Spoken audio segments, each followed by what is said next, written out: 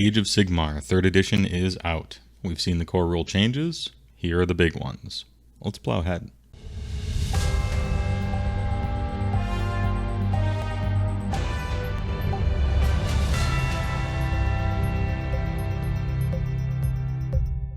Am I going to push some AOS 3 content? I am. I'm actually pretty hype about it. This edition feels really good. The edition, so the table's smaller and they want fewer models on the table. So if you currently own an army, all your points just went up by like, I don't know, 10%, 20%, depending on what you played. And it seems like a nuclear bomb was set off on your army. But it wasn't just you, it was everyone. The company just wants fewer models on the table. They want the games to be smaller. Which is actually kind of a good thing. Because a lot of times what happens with war games is that as you go through editions, the armies people end up playing become larger and larger.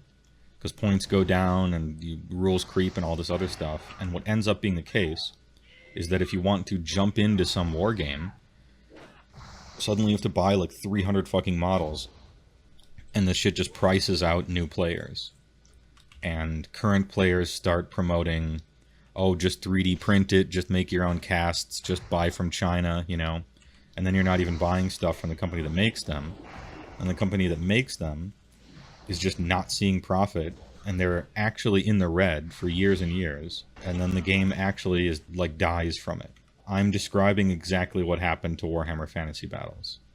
And so reining it in and making sure the game is still the appropriate size that they feel like is proper. So it's a little cheaper to get into it. The armies are a little smaller and everything. It's certainly a good thing. Even though it feels bad right now to be like, well, man, I can't. You know, my 2K list is 2,300 points and I'm Zinch. What the fuck, right? Like, it feels bad, but it's... I would defend it as a good thing for the game and prescient of them to do. Rather, to not make the same mistake twice. The world has changed. 2nd edition was a DLC content patch by comparison. 3rd edition feels like a sequel. We went over all the leaks as they were breaking on my Twitch show, and avoided nuclear sky is falling takes, mostly because I try to be reasonable, but also because so very much is so very different. Enough has changed that we need to look at our armies with fresh eyes, I think. This is no sports game roster update meme, but a very different game that will spawn a very different looking meta. Anyway, on to specifics. First of all, let me just say, numbered rules entries? Ooh. Please allow me to enjoy this as a rules nerd. I mean, they could have gone for C1.1, C1.2 for core rules, and then M1.1, M1.2 for matched play instead of just starting over at 1, but look, it's a huge step forward anyway. Props. Also, now you get to push up your glasses to the bridge of your nose and matter-of-factly utter some actually guy nonsense in Japanese as your lenses glow like headlights. Ahem. 17.2.1. Check the sidebar, my dude. I think you'll find my positioning is quite correct. And now my master stroke. 11.2. I think your blood warriors have charged their way right into my trap card. Heh. Nothing personal. It's gonna be great. Anyway, keyworded rules. And the lettering is something called Rules Bowl. Alright, let's just get this one out of the way, because 40% of AOS players vocally hate this rule and 41% strongly love it, despite it keeping a lot of people from picking up the game just on optics. The double turn is still alive and well, and they will never get rid of it. That's basically a quote from the lead game designer during an interview. As a player, I don't particularly care, and I'll continue to build my Beast Claw lists around brutally abusing doubles to either avalanche clap my opponent or lose priority and get slapped. It's the law of the jungle. Circle of life. It's beautiful, really. Or, you know, I could play smarter and anticipate that they could possibly happen and play around it, but that's no fun. Way easier to complain. The core rules change determining first turn, but then the match play rules override this immediately, so it's still buy drops just like before. Battalions no longer have one drop rules, except for one battalion that only does that. And you can't drip feed, you have to drop everything as one, which gives your opponent a chance to see your entire setup and out-deploy you on position. Good change. The battalion drop rules were way too strong, and exacerbated the concept of double turns by making them way too consistent and way too controllable by setting up the first one. Even though I definitely did that with my army. Can't anymore, it's fine. Also, the rumors were true. Every battalion in the game is gone. Into the trash they go. A moment of silence for my favorite, Uralbad, as well as any that you no doubt have grown to know and love over the years in your armies. Except Change Host. Good riddance. Press F to pay respects, and they're replaced with Core Battalions, which are free, and you can take them more than once. It's free real estate. Take as many as you like and slurp up as many enhancements as you can fit into your list. This is probably how list building is going to be in the future. How many free battalions can you possibly fit into 2K? Speaking of enhancements, you start with one of each type just like before. Command trait, artifact, spell lore, prayer lore, mount trait if you have access, and triumph now. Battalions can give you more, so like, I'm gonna get more. For free. There are universal options for all those except mount traits, and they're alright. These aren't like realm artifacts, where they were obviously like trying to make them as bad as possible, which is sort of like writing stuff on purpose that you know is a waste of time. Weird. It was weird, but anyway. These aren't like those. Some of the new universal enhancements are even quite good. Also, everyone gets to pick a triumph, but you can only use it if you're down in points, just like before. You just pick it instead of roll for it. The triumphs seem worse, and they are, but so much has changed that they actually kind of fill a gap or two, so maybe we'll say better worse. If you go second in a battle round, you get an extra command point for your troubles. This is not a carrot on a stick to think like you won't take your doubles, it's consolation. There are more reasons than ever not to take a double, but you still generally will, because going twice is OP. And the times you won't will have much more to do with the situation on the table at the moment, or how victory points are affected in some battle plans, more than moving a wild endless spell or getting a CP.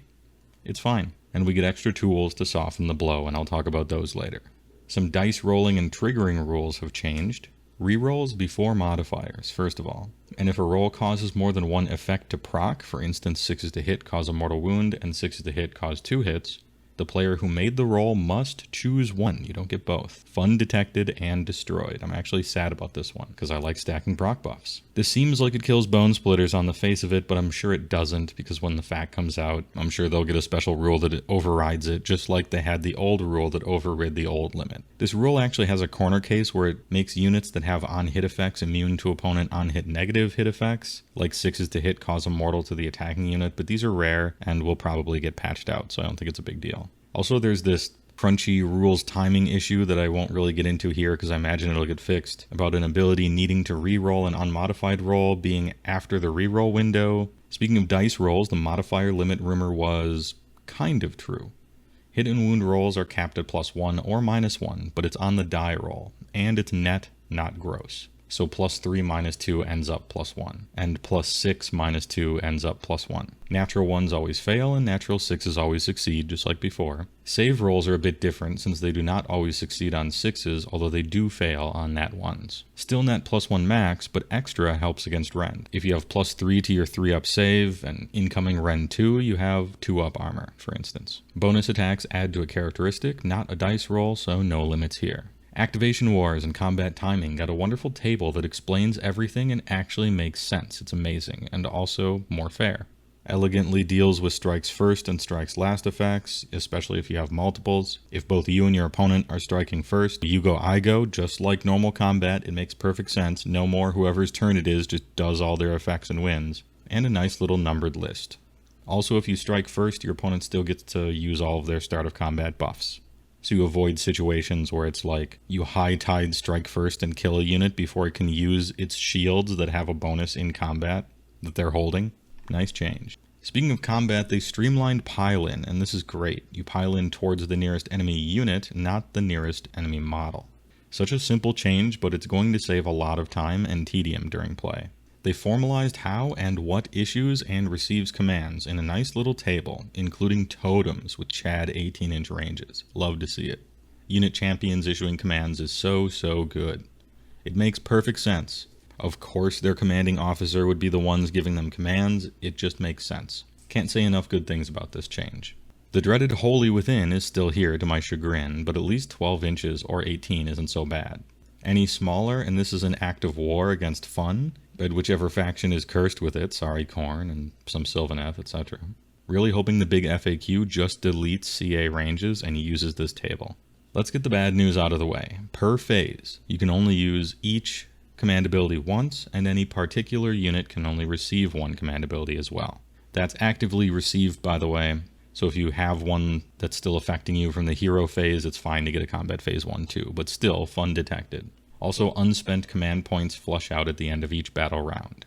Good news, you have like 5 times more per game. At the start of each battle round, you get 1, 2 if you're going second. Then at the start of each hero phase, you get 1 if your general's alive. Plus another 1 if you heroic action on a 4-up. More depending on battle tomes, plus whatever you get from faction rules. Or adjutants, or fungoid cave shamans, or whatever. Why do we get so many command points if we can't spam Feeding Frenzy anymore? Great question. Also, sorry FEC. This is like the transition from Portal 3 Kingdoms to proper Magic. We got instants. Lots of new command abilities you can use on either turn, and some are responses to your opponent doing something.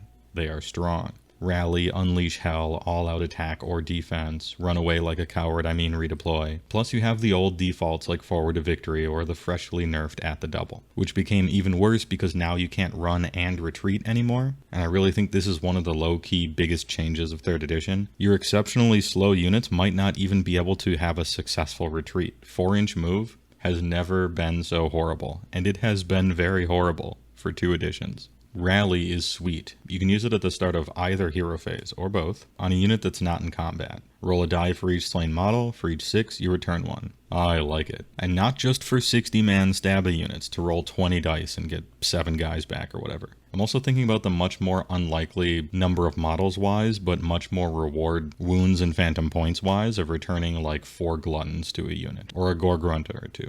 Forward to Victory is the same as it always was. Unleash Hell, which is sort of like handgunner ability for anyone. Whenever a unit finishes a charge move within 9 of you, as long as you're not in combat, you get to shoot them in the charge phase. Now you're at -1 to hit, which is a pretty reasonable and noticeable downside. Unless you're Wardens, then you're just looking for 6s. Man, this thing is really scary on Wardens, isn't it? Well, at least they're still way cheaper than Bliss Barb, am I right? Then we have All-Out Attack and All-Out Defense. All-Out Attack adds 1 to hit rolls, which is huge. Great buff. And All-Out Defense adds 1 to save rolls.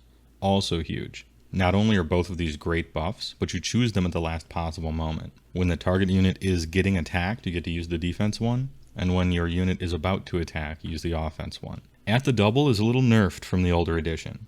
You can no longer roll the die to see what your run would have been and then change it. You have to choose beforehand. So this is actually a big nerf from the older version. And privileged armies that have run and charge on everything might feel a little pinch on this one. So Unleash Hell is very strong, especially with the strongest ranged in the game, especially ones that don't care about negative to hit. And a lot of people I've seen complain about that on paper, because on paper it does look pretty punishing. The one that I think is the most toxic, though, is Redeploy. You use it in the enemy movement phase after somebody moved to you. And if they're within 9 and you're not in combat, you can make a d6 move roll, which most likely is going to be d6 away. In other words, it makes their charge d6 harder to roll. Toxic. Runaway hammer. No thank you. Grain of salt, I do play an army that lives and dies by the charge phase, and that's it. So, it uniquely affects me, but I hate this. It does open up a bunch of tactical decisions for sure, and it increases the depth of the game. You know, redeploying away from an objective, so when they charge you, they can't get enough models within range of it. You know, there's plenty of tactical ways to use this, but to me it reads, my opponent saves a command point every single turn, and my charges are d6 harder, and if they fail, I'm a sitting duck in an open field. I don't look forward to playing with this one. Speaking of annoying, coherency is slightly more restrictive, and at first we were annoyed because it doesn't really stop 25 mil bubble wrap and just hampers big base, short reach elite units that have historically always been very undertuned, and messes with cavalry in annoying ways. But then they added the reinforcement system, which largely makes the coherency changes irrelevant, since you're only going to have 1, maybe 2 big units per army and everything else is MSU moving forward. Overall, much less of a big deal bad change than we thought at first reveal, but it is a poor implementation, in my opinion. And I'm still a bit miffed that it's not by base size, and instead just ±5, but truly whatever. Seems weird, but okay. At the end of the day, you're 2 guys deep all the time. Free shrugs. Now reinforcements are the bigger story here. Every unit is now a certain size, period. Check the GHB as some have changed to make the system work better. These almost always coincide with how many come in a box. Boy, that really does make some sense, doesn't it? Gluttons are 6, Arcanaut Company are 10, Kroxigor are 3, Gloomspite Stabbers are 20, and so on. To make a unit bigger, you can reinforce them once. This makes 10 into 20, 6 into 12, etc. But only once per unit. Exception. If they are currently battle line, and that includes battle line if that are satisfying the requirements, you can reinforce them twice instead of once, which makes 10 in the 30, 6 in the 18, so on.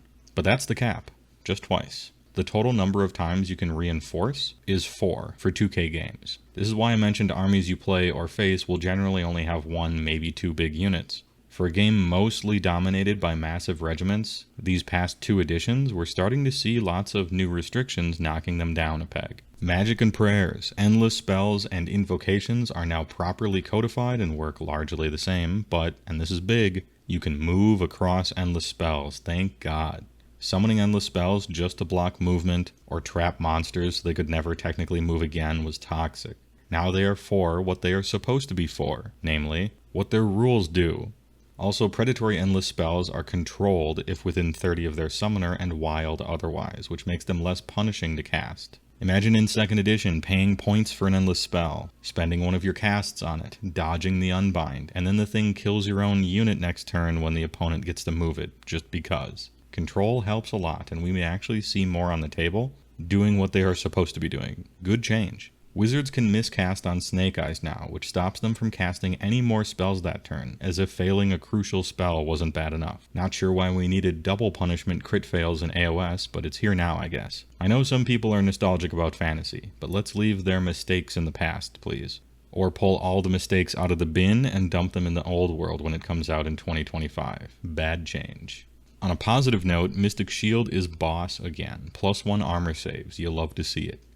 Truly a wizard in every army just from this one change. Unless you're Nighthaunt, then sorry for your loss, because Ethereal stops modifiers to armor. I hope that new battle tome comes out ASAP.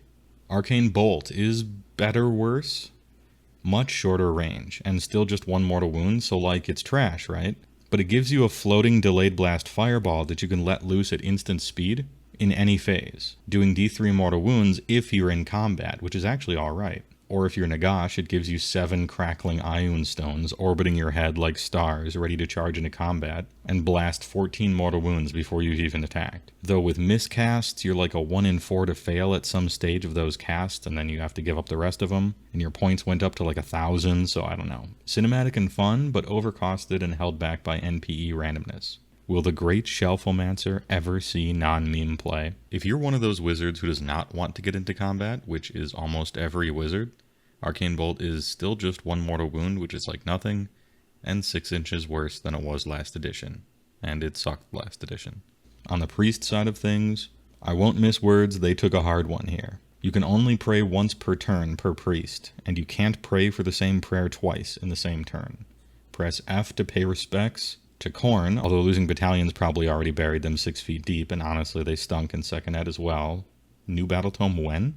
You also got 2 default prayers, which are both bad. One of them is very flavorfully bad, though. It's basically a priestly duel about whose god is cooler, but then the effects are nothing, so I don't know. Missed opportunity, for sure. A great and flavorful starting idea that turned immediately into spaghetti. I look forward to 4th edition when this thing is fun. Geez, what else? Oh right, these are big. Heroic actions and monstrous rampages. This is fun. Don't cost CP, use them on your turn and your opponent's turn, just free, exciting abilities that are good. Heroic Leadership gives you an extra command point on a 4-up, or a 2-up if your general's slain. This is like the potential for 10 extra command points. Not bad. Heroic Willpower lets you unbind a spell even if you're not a wizard, or dispel an endless spell. Heroic Recovery has you roll 2d6, and if it's less than your bravery, you heal d3 wounds to the hero. Which again, doesn't seem like much, but it's every single turn.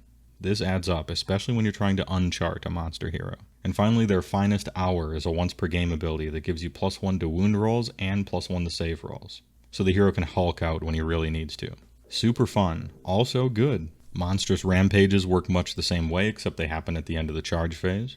Roar stops a unit you're in combat with from using or receiving commands on a 3-up. Very powerful. Stomp is 2-up D3 mortal wounds, just another impact hit, not bad. Titanic Duel gives you +1 to hit monsters for that phase, which is pretty flavorful and also pretty good. And Smash to Rubble is niche, but when it matters, it really will matter. You pick a faction terrain feature or defensible terrain feature, which means garrisonable. Within 3 inches of this model, on a 3-up, it's demolished, and its scenery rules can't be used. It's actually pretty rare to get a monster all the way to some faction terrain feature, and it's even rarer to get them there before your opponent's properly used the thing yet, but rest in peace Bone Tithe Nexus. Moving on to objectives, you gain control of all the objectives you are near after deployment but before the game begins, and you still keep control unless taken. This means you don't have to just stand there turn 1, and there will be a lot more movement in the early game. Gentlemen, start your engines. Speaking of objectives, monsters count as 5 models now, and 5 wound models count as 2. Maw Tribe's capturing rules made so much sense that they gave them to everyone. Kinda sad for us, but good for the game.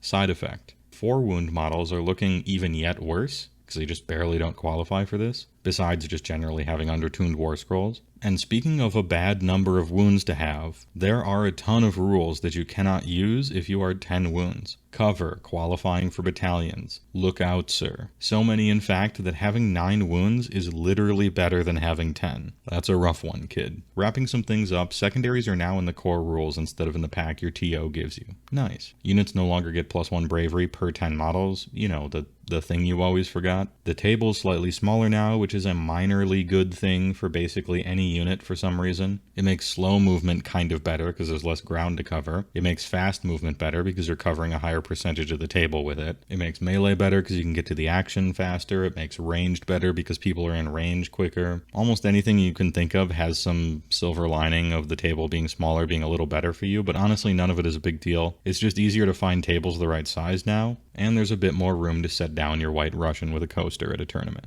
Overall thoughts. The move generally to using a command ability closer to the moment it is relevant is a great change. Streamlining things like all-out defense happening when you get attacked is great. It's stronger to be able to use it later, as with all choices for the most part, but I like the side effect of cleaning up casual play with fewer rewind requests. More things to do in your opponent's turn is generally a good thing, but will, I think, make games take longer, which I'm normally against, but may paradoxically make them feel like they're shorter, from reduced just sitting around and waiting syndrome.